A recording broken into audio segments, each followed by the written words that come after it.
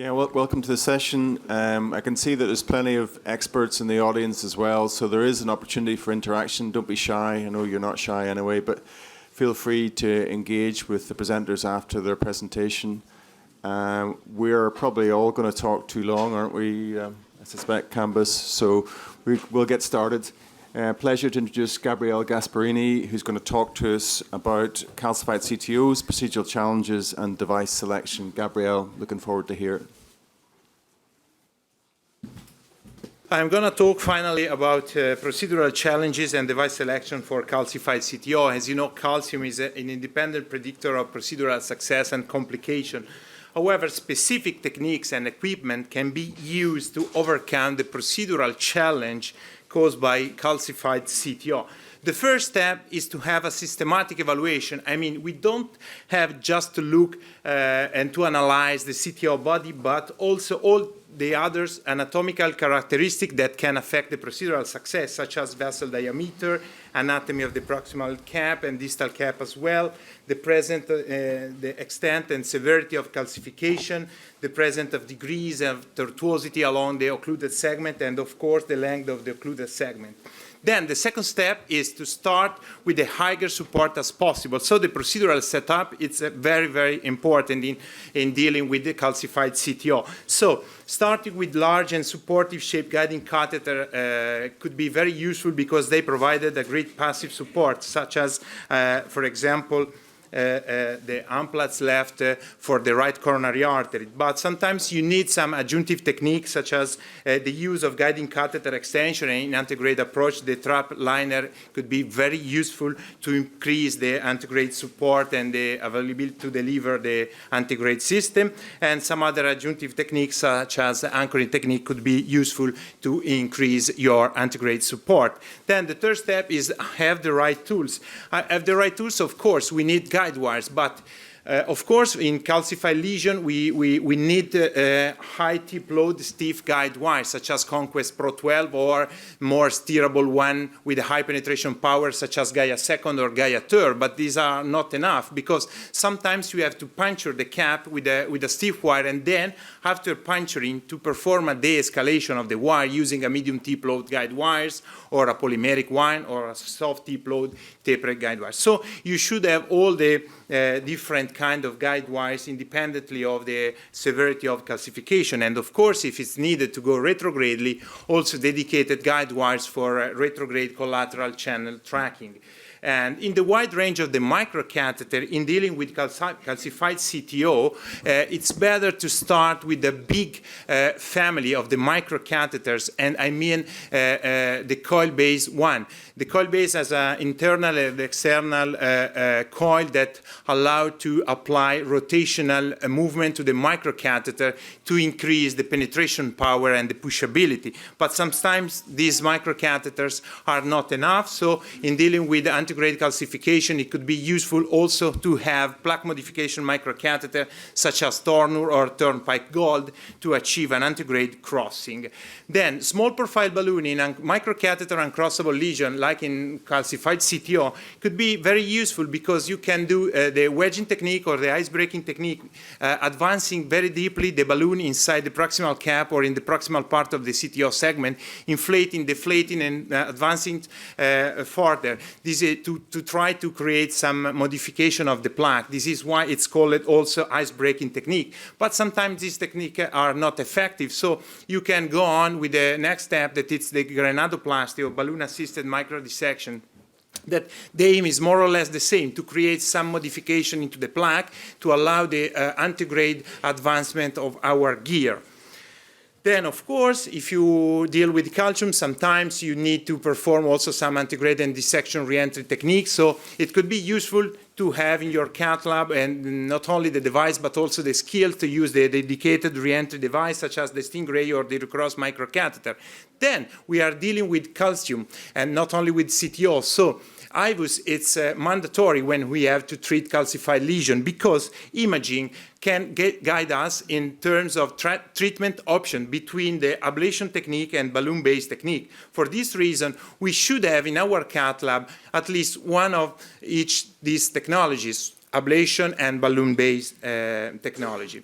The first step is the procedural workflow. I mean, if we are dealing with a calcified CTO, maybe we can have some procedural challenge over time during the procedure. So we should always think to the next step in order to find a solution to overcome some procedural challenge that can occur during an attempt to cross a calcified lesion. And I'll show you an example of this procedural workflow, meaning this is a long and calcified chronic total occlusion of the RCA. I started with an antegrade approach with an antegrade wire escalation, sorry for that, with an antegrade wire escalation starting with the Gaia second, Gaia third, and then conquered Procedural, but the wire progress into the distality of the vessel, but the microcatheter does not. So the Corsair does not progress, so I try to increase the support using an anchoring balloon in this acute marginal branch, but it was ineffective. Then I try to perform a wedging technique. No, sorry for that. Okay, to advance a microcatheter for plaque modification such as turnpike gold, but it was ineffective. So I tried to perform a granuloplasty that was effective in creating some plaque modification. And after the granuloplasty, I was able to advance just a little bit further the balloon to perform a predilatation, and then followed by 2O balloon. But after that, the turnpike gold was not able to cross. This could happen in very long and calcified lesion. The microcatheter, the tornus can get stuck, so it's better to remove it and to advance, once you create the channel, to advance a different one, such as I come back to the Corsair, but to increase the likelihood to achieve the distal vessel, I use a combination of anchoring technique and the trap liner antegradely, and then you can appreciate how the microcatheter went into the distal true lumen, and then I exchange with a rotawire and perform a rotablation, achieve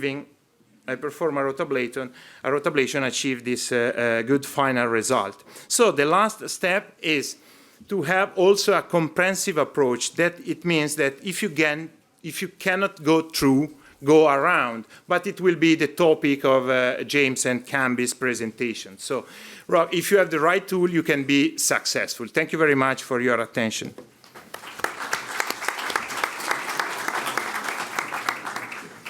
So, Gabriele, just one important question. I mean, the scenario that we often face on is that we crossed with the wire almost intraplaque, but no device can follow. And so what's your algorithm for the device uncrossable lesion? Yeah, of course. First of all, to improve the support, but maybe I already started with the right setup. So with a supportive guide or a guiding catheter extension. But if even in this case the device cannot cross, I try, as I explained, use some technique with the balloons, ball profile balloon, the wedging or the granuloplasty.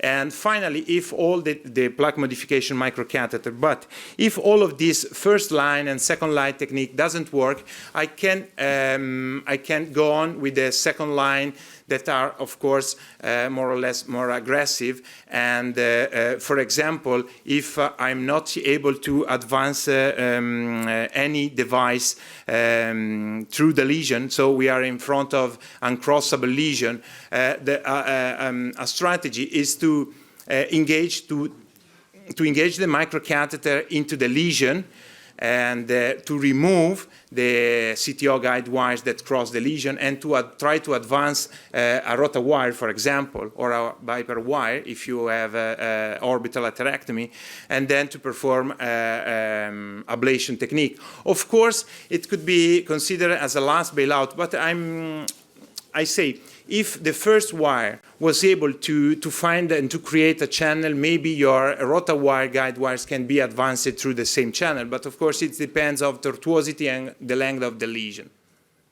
Clear message. So if there are no other questions at the moment, I think we just go on, James. Yeah, and I think that makes sense. Yeah, given 7 minutes is quite short. Yeah, and if there's time left, we can discuss afterwards. Okay. Yeah. So next speaker is Professor James Spratt from London.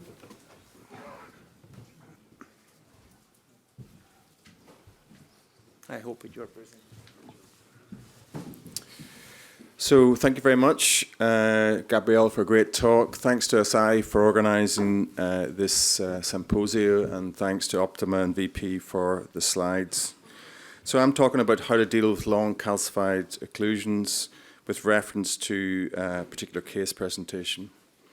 I think the reason we're in this room and why this topic remains of interest is that calcium remains the significant limiting factor in all coronary interventions.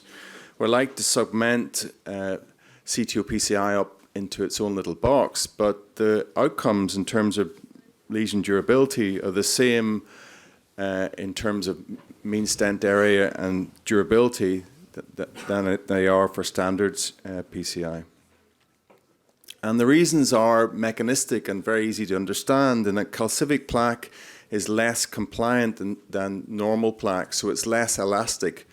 It's harder to stretch it up. In fact, it's not elastic at all. It'll either yield or it won't yield. And if it doesn't yield, you're in problems. Either you can't cross it with a wire, or you can't get the stent to the requisite diameter to ensure durability of your procedure.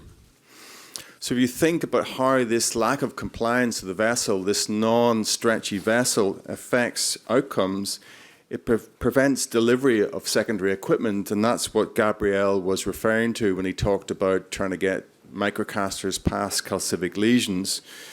It means you have to upskill in terms of understanding what's out there to modify this calcium and to improve the compliance of the vessel.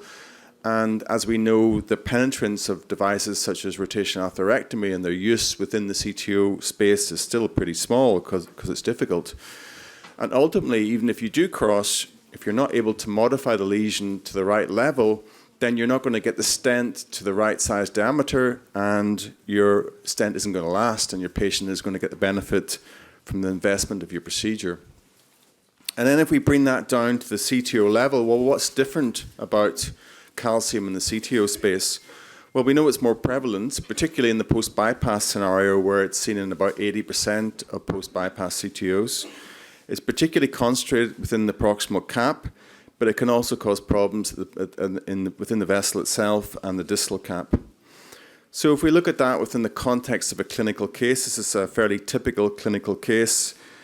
Previous disease, known CTO of a right, had left-sided disease treated, large ischemic burden, slightly reduced left ventricular function, and also significant COPD, peripheral vascular disease, AF, and reduced renal function. So exactly the kind of case that you should pick for a live case, which is what we did, of course. So this is the setup shots. You've got a really long occlusion of the right coronary artery. You're talking about essentially the whole vessel from the ostium. You can see that there is some faint filling from the septals, but there's a very large proximal vessel. Now, ironically, large proximal vessels that are occluded proximally give you less support because you're unable to produce the same amount of force. So what we're dealing with here is a very calcified proximal cap, and we're trying to make we're trying to compensate for the lack of support because it's a near ostial occlusion in a large vessel. Every time we push, the guide catheter will kind of back out into the aorta. How do we circumnavigate these problems? And that's sort of what Kambis was alluding to. You need these algorithmic solution to problems. If you can't push a wire through the cap, what do you do next? Do you change your microcaster? Do you adapt your technique? So this is us trying to make some sort of progress with very stiff wires. And you can take your stiff wire of choice here. It was an Astato 40 to make any sort of progress in this vessel.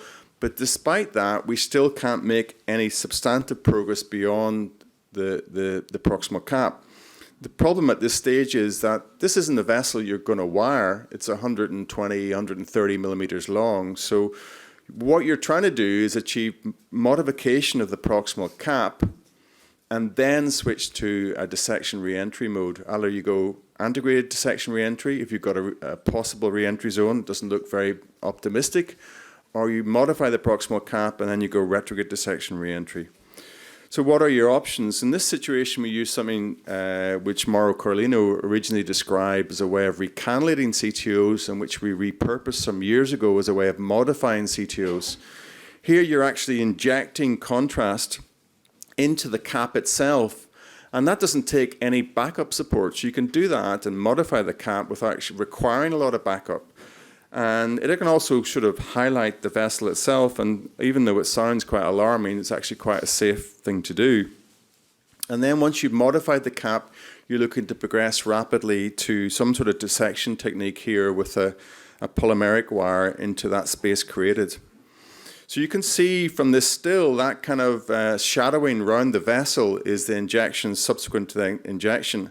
At this point, you've got a knuckle wire in place, and we're trying to advance the microcaster past that proximal cap. But we're still really, really struggling with backup support. So what do you do here? Well, the next step at this stage is to try and augment that backup support. What you're trying to do conceptually is stop the guide from backing out. So to try and do that, we can do one number of techniques. So initially, we described this scratch and go technique, which, to be frank, is rubbish, doesn't really work, so you can just ignore that.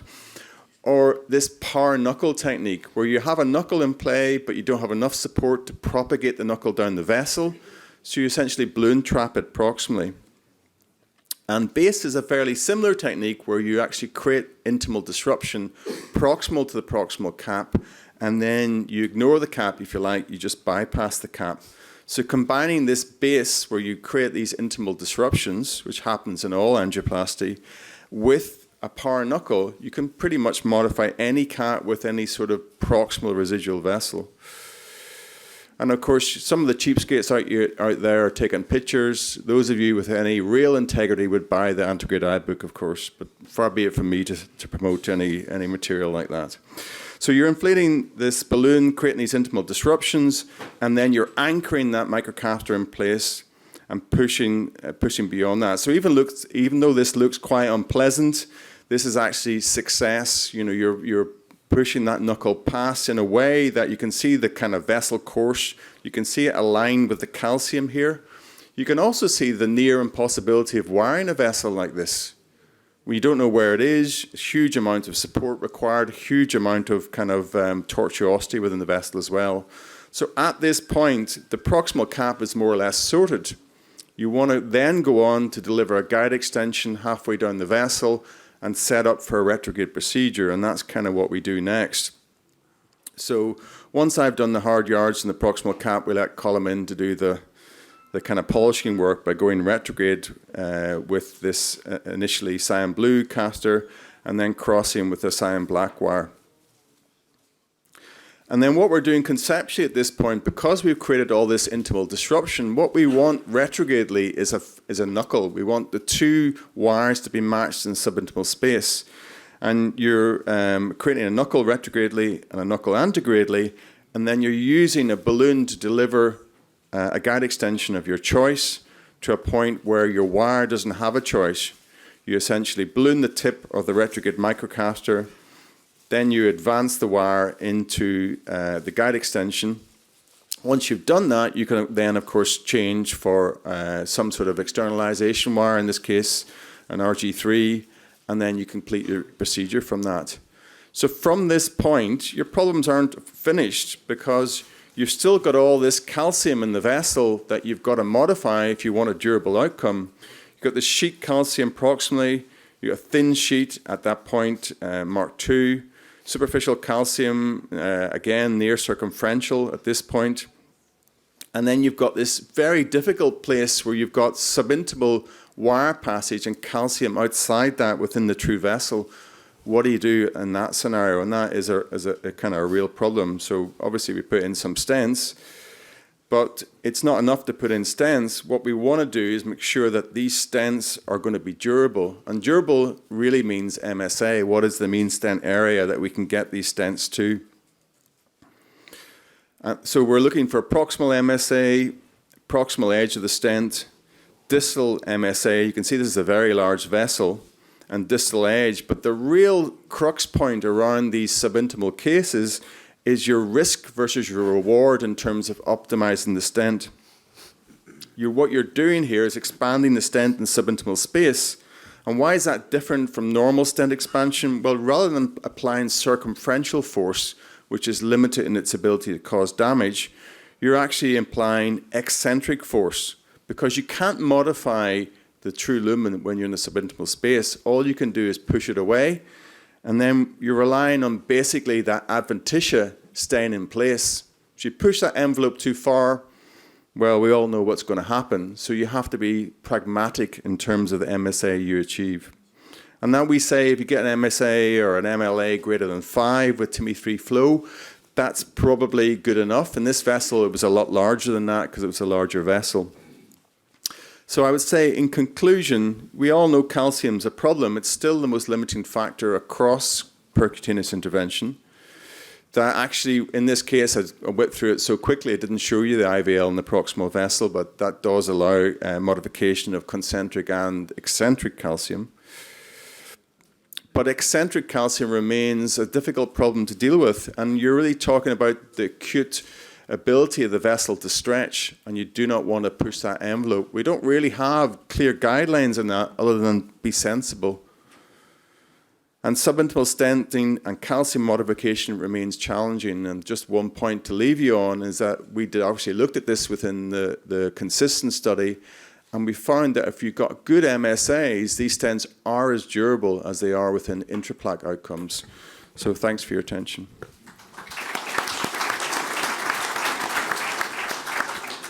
So absolutely great talk, James. So one important question is, so is there a difference for you, I mean, in your personal strategy, once you have an intraplaque or extraplaque crossing calcium regarding plaque modification? I think there is a difference because the holy grail, Kambis, is to modify the calcium when you're not within the calcium. You see the same analogy with PCI. When you have concentric calcium and you're applying concentric force, you can determine has it fractured the calcium or not. The challenge we have both within PCI and CTO is eccentric calcium. So how do you selectively apply that force? You can't do it with balloons because balloons expand circumferentially. They can't differentiate. They'll overexpand elastic tissue and they'll just push away the calcium. So I think if you're going to look at CTO as a way, as an example, that's, if you like, the ultimate example of eccentric calcium when it's in a separate part of the vessel. It's lithotripsy or nothing, and at the present, there's nothing to suggest even lithotripsy is effective in that area. So maybe that's because we haven't looked hard enough. But at the moment, it's, you know, believe in the adventitia and don't push the limits is probably the message. Which means that you probably would not recommend for atherectomy devices in extra plaque? Yeah, and again, there's a lot of misconception around the use of rotational atherectomy in the subintimal space because actually there is no need within the subintimal space. It's a transition between intimal plaque and the subintima. That's the point where you rotablate. But actually there is, safety-wise, it makes sense. Again, it's selective for calcium. It pushes away elastic tissue. But its ability to modify anything it doesn't touch is zero. Okay, I have another question for you, James, because you mentioned the intravascular lithotripsy. So sometimes IVL could be useful in some complex reverse cart in which you are not able to create any connection ballooning with a standard balloon because the calcium between the two wires represent a barrier. So my question is, the lithotripsy can work just if the antegrade wire is intraplaque to create some connection, or even if your antegrade wire is extraplaque? Yeah, it's a great question, actually. I think we did the first report on reverse cart with lithotripsy. So the answer as it currently stands, that the lithotripsy needs to be intraplaque to modify it. But again, that's, you know, if you're trying to understand reverse cart, what you're trying to do is create intimal tears between the intima and the media for that to work. And it's only going to work intraplaque at the moment. We've tried it extraplaque in the subintimal space, and I think it's just too far for the energy dissipates before it makes proper modification. And I don't think anyone's tried it retrogradely because, well, they're kind of a bit bulky for that. But there's an idea. Great. Okay, so we can go on with the next talk from Kambis Mashayekhi and about technical challenges in the treatment of calcified CTO lesion. Please, Kambis. Yeah, which is almost based on more case examples. So those are my disclosures, and we'll focus almost on impenetrable proximal cap and intraplaque crossability of the CTO segment. So I will give you some flowcharts. So once you have an impenetrable proximal cap, which means the wire cannot pass, the only opportunity is the only chance is that you are going to dissect the vessel, and the one is with the base technique, or even retrograde, knuckle retrograde Calino technique can work. So here, a simple example of this balloon-assisted subintimal entry. It was already attempted multiple times, this antegrade cap, even for operators who do a lot of cases, but nevertheless, there was no wire could pass this cap. It doesn't look too complicated, actually, but I tried with confidence at 12, 114, Astato 20, but no wire could pass. So what to do next? So there is a simple solution for it, and I will just show you and illustrate it for you for your next CTO when you have this problem. I took a 3.0 balloon, non-compliant, 16 atmospheres, and what I created is a dissection flap. And then the case is almost done, because here you just have to overcome the cap and with a filter XT knuckle. And as you can see here, you have plenty of opportunities to re-enter. One would be an ADR-based strategy with Stingray or retrograde. So this is the way where you just can go for base technique to overcome the cap. The other thing is, when you have scenarios like this, how to dissect this vessel. It is not easy because we could not engage any microcatheter wire antegradally. And here retrograde dissection was created. So first you need retrograde approach for sure. And here a very, very aggressive knuckle wire technique with Astato and Pilot 200 worked to create a dissection on the ostium retrogradely, and then we just puncture into this dissection plan with stiff wires, and then you have already a wire overlap, and you can stent this vessel with a final nice timid-free outflow, and also the 6-month result was not bad after 6 months, as you can see here. Well, this is a little bit more complex, the schematic overview, but once you have a heavy calcified CTO body, you have to think if you're able to cross intraplaque with the wire or not. I mean, if you're not able to cross intraplaque at all, I mean, you should go around, like we've seen, base technique, do a dissection antegradally or retrogradely. But if you're able to cross the wire intraplaque, as you can see here on the left side here, yes, you're able. Then the question is, can the microcatheter, the balloon, follow? If yes, everything is simple, right? You can go for rotor wire, you can go for dilatation, whatever you want. But if your wire went down, but your microcatheter cannot follow and the balloon cannot cross, it's exactly that what I asked Gabriele. It's an uncrossable lesion, and this is the question he gave me. Well, when you have this scenario, the question is, can the lesion be passed by a rotor or even nowadays wiper wire for atherectomy? And if this is possible, you can go for atherectomy.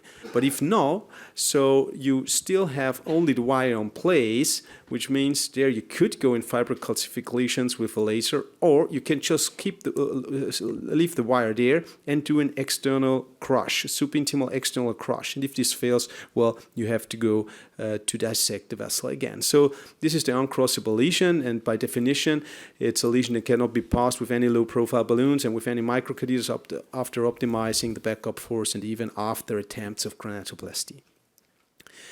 Well, intraplaque crossing failure as an example. So we all agree this is tortuous, this is calcified. We're probably not able to wire that intraplaque, so therefore a knuckle wire was placed, and finally retrograde approach was achieved, retrograde access, and I was controlled, reverse cart was planned, and you stand around the calcification, as you can see here. Well, we always had some concerns in the past. Does it work in long-term, regarding long-term outcomes? But here you see even the 12 months outcomes, and they are comparable to the resistant. What the resistant data shows us that when you go around calcification, as long as your landing zone and your runoff is good, and you have a great reconstruction of the anatomy of the bifurcation, as you can see here, the long-term result is quite good. So this is a different scenario here with low ejection fraction and also limited contrast use and an intraplaque uncrossable lesion, as you see here. And And this was a super selective injection. Finally, a retrograde approach was achieved with a retrograde scion plaque. And well, just go through this. I mean, what we have here after 3 cc of contrast is a retrograde injection, and already something like a marker microcatheter, marker wire for my antegrade system. Antegrade confiance at 12 into the retrograde carvel, everything is perfect, tip in, intraplaque, now go for plaque modification. But the problem was nothing could cross. Again, uncrossable lesion, even if you're inside your retrograde microcatheter. So in these scenarios, you have 2 options. The one is to go around with a knuckle wire to sect and re-enter, or alternatively, what I did here, I just rotated a little bit, my confiance at 12, I created a little bit of space, and then I did a rotate tip in into the retrograde fine cross. As you can see on the right image, this works. The rotor wire has about 3 grams of tip load, and if you do a very small Gaia tip on it, in these scenarios you can stay sometimes intraplaque. It's really worth to try it.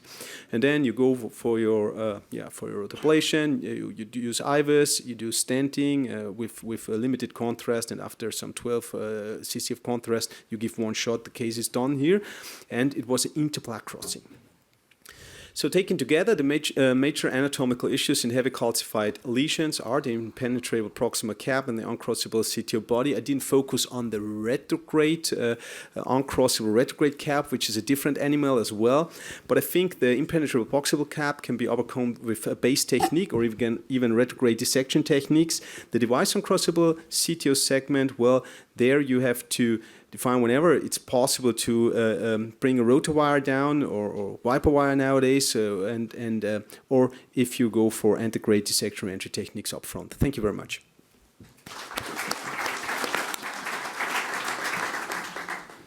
Some great stuff there, Kambis. I think the problem we've always had with CTOs is converting what someone like yourself does to someone who maybe does not so many CTOs as you do.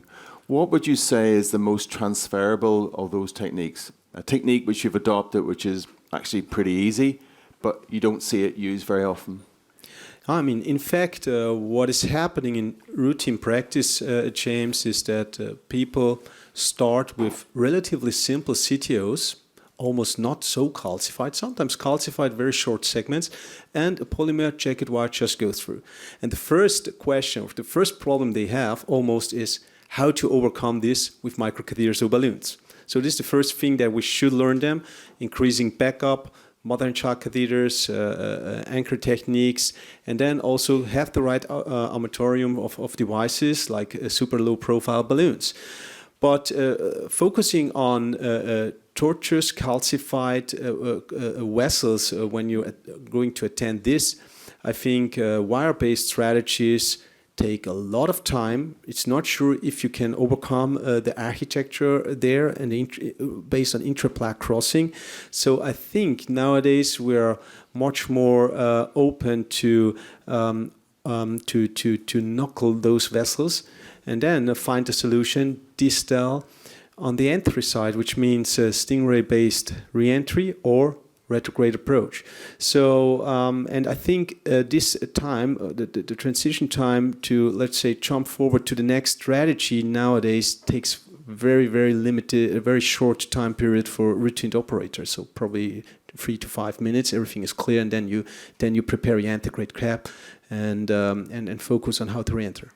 And I think actually the literature is quite misleading on this, because a lot of the literature came from geographies where there wasn't a lot of calcium and there wasn't a lot of CTO, and there's a little bit too much investment in wire-based techniques. I think the cases you've shown is the vast majority have been solved by dissection and re-entry techniques. Is that fair to say? Yeah, true. I mean, we all know when it comes up to higher GCTO scales, more complexity, including tortuosity and calcification,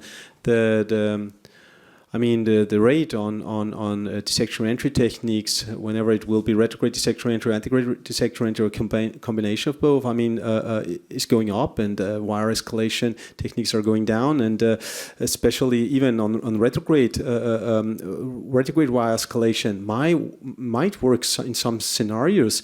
But once there is a lot of tortuosity and calcification, you will end up in dissecting this intra CTO segment. Kambis, you show us your case of rota tip-in. So my question is, in a different situation in which you were able to externalize your retrograde guide wires, it could sometimes happen that despite RG3 externalized, you cannot be able to advance any antegrade gear. So what is your opinion to perform rotablation over RG3 guide wires? I personally did not do that. I heard several examples. I somehow almost find a solution to overcome. There are plenty of solutions, right? There is retrograde dilation nowadays with low profiles with 145 centimeter balloons. There's retrograde plaque modification with microcatheters, antegrade plaque modification. You can do external crush. You can even put laser on it. So you should overcome this scenario. Whenever, I mean, you have best backup. But if it's really, if it's really so that you are not able, then I have my 2 microcatheters, which are in kissing position. I give up, right? Sometimes the externalization as well. And this short, I overcome almost with the rotor wire and do a rotor tip in the retrograde. Because there you're almost intra-plaque where you cannot cross, you know? I mean, if it's antegrade and retrograde uncrossable, there are 2 options. One is that you are intra-plaque, a very short calcified segment, or in the transition zone of intra and extra plaque. If you release, if you give up the RG3, then you will see if the 2 microcatheters are let's say jumping away from each other, you are at the transition zone. So you have to think about another strategy. But in most of the cases, they stay there. They're intraplaque, they're fixed intraplaque, and rotowire tip-in is very reasonable. Okay, thank you. Yeah, and that's actually a good point to maybe wrap things up on, Kambis. Often if you get to a point in a CTO case where you're not progressing, you've tried a lot of things, taking a step back and understanding what is the goal of the case rather than necessarily just hammering the same nail with the same hammer can often give you a different way to think about the case. And that's a great example of that. So I'd say in summary, first of all, thanks for everybody's attention. Calcium is something that we still need to keep talking about. We don't have all the answers, but I think with the expert assistance of Kambis and Gabriele, we've taken a small step forward. So thanks for your attention and enjoy the rest of the meeting.